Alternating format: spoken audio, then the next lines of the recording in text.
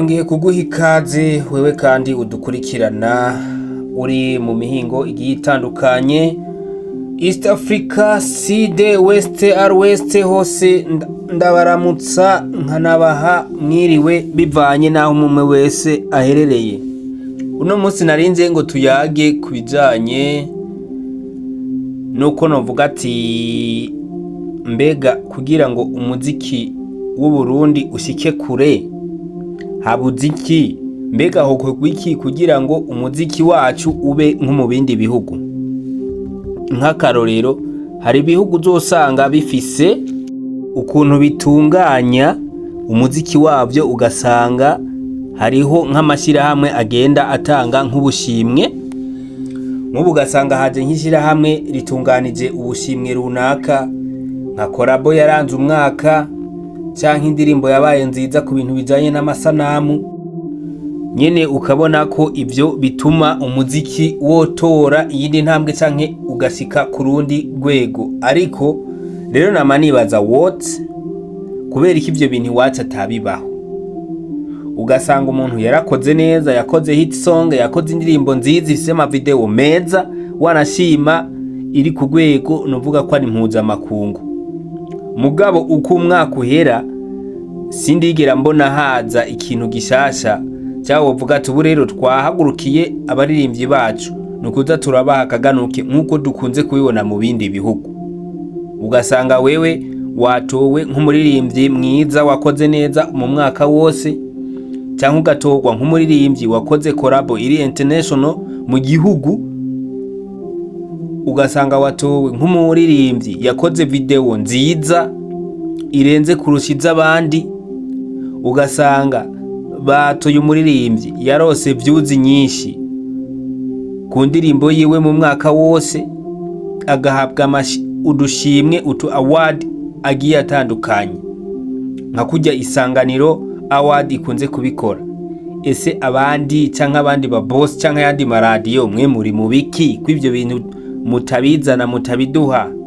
Yes, gutunganya ibiteramo ni vyiza kandi ibiragira aho bishikanye abandi bantu, ariko gerageza muze murashiramwo utuntu twokwita nk'akabirya, kuko nimba uno munsi hariho nka Isanganiro award, hari amaradiyo menshi mu gihugu menshi ashoboka, mugabo nta n'umunsi wa rimwe izo radio zirigera zitunganya award kugira ngo nazo zihe akaganuke umuririmbyi n'abaririmbyi baje bagira inguvu zo gukora, babone ko batari bonyene. Kuko ukuntu uravye umuziki wo mu gihugu umengo ni kora ushatse ureke, canke bya bintu uvuga ati jewe bino bintu ndabikora kubera ndabikunda, sindabikora ngo hari utuntu niteze ko nzoronkamwe. Oya, ariko ahandi hariho ama award ubufise uvuga ati iyi nayirose biciye muri ibi, iyi nayirose biciye muri ibi, iyi nayirose biciye muri, ugasanga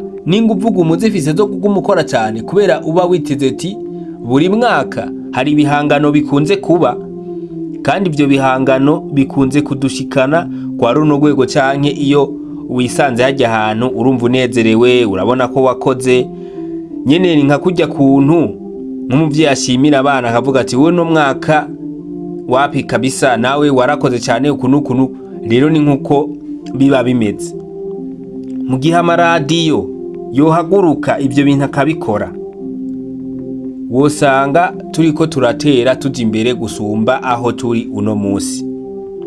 Kuko ndazi ni ibintu byinshi mugiye mubona bigiye bitandukanye nko mu bindi bihugu, ugasanga hariho ama award baha nyimbari nk'umugabo yitwaye neza mu kuririmba mu mwaka wose, cyangwa umugore yitwaye neza mu kuririmba umwaka wose, kandi babigize uko kabigira ku ruhara rwose, ntibagire kuri kote imwe gusa, mukabigira kuri kote nyimba ari umuziki usanzwe hakabamwo na gospel, byose ku buryo bose abantu bose bagira utugenegene baza kwisangamwo, ku buryo n'abantu b'amafilime bama bakoma induru. Muraba gute twobikora nabone bakisangamwo, ukavuga ati filime yaranze uno mwaka yari nziza, niyi y'umuntu runaka, niwe atahanye kino gikombe kuko yakoze filime nziza swate yakunzwe n'abantu mu mwaka wose, canke yakoze amateka igahindura, ugiye kuraba yahinduye canke yakoze ku mitima abantu bigatuma bayikunda. Rero mu gihe ibyo bintu bitarahaboneka, je ndabaza eske umuziki ndundi urava he ukajahe, canke entertainment ndundi ishobora kuba iva he ikajahe? Ari navyo Fizo yama yidoga kavuga ati jewe imyaka 2 maze ntahora mu gihugu nta kintu na kimwe ciyongereyeko. By'ukuri ugiye kuraba ntiyabeshi, imiziki yego yarakozwe mugabo nta buntu bw'ubugenegene bwigeze buhaba, canke nta award yigeze atangwa ngo aba naba barakoze, no ntibyigeze bibaho. Rero nico gituma wewe ari karabivuga abantu babona kumengo yasuzuguye abandi, ariko wo bafise impamvu yabivuze.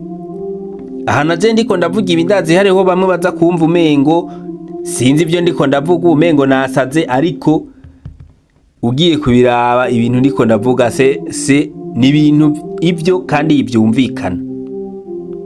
Gute umuntu yikokora agakora igikorwa ciza kizima, none umwaka ugahera nta nawe adatahanye, nta nikata, nta nagashimwe ka Merisi yigeze aronka k'iradio runaka canke kishira hamwe runaka kazopfuma kamwereka ko ari mu bikorwa yashoboye gukora. Rero abantu baba boss, abantu bafise amaradiyo, mwikebuke ibyo bintu, mwikebuke murabe icyo mwokora kugira ngo tuzamure ugwaruka gwejo n'uguno munsi, kuko nibo bazokubaka Burundi bwejo n'ubwahirya yejo.